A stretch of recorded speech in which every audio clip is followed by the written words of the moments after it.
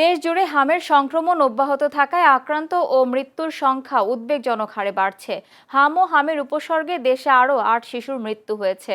এর মধ্যে ৭ শিশু হামের উপসর্গ নিয়ে মারা গেছে, আর একটি শিশু হামে মৃত্যুর বিষয়টি নিশ্চিত হওয়া গেছে। এ নিয়ে দেশে হাম ও হামের উপসর্গ নিয়ে মৃত শিশুর সংখ্যা ৬২৮-এ দাঁড়িয়েছে।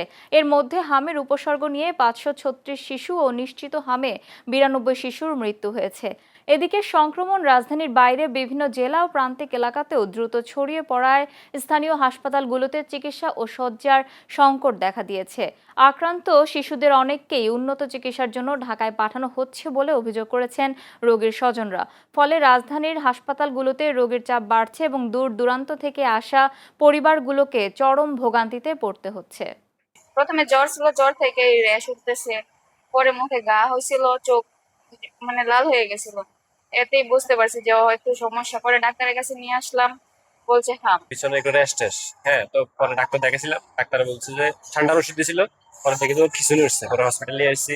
তারপরে হাম টেস্ট দিচ্ছে, বিভিন্ন ওষুধ দিচ্ছে ওকে, বয়স কম, ওকে কিছু ওষুধ দিচ্ছে, এখন মোটামুটি আলহামদুলিল্লাহ ভালো আছে। জ্বরের পর থেকে হাম আস্তে আস্তে পুরো শরীর হয়ে গেছে।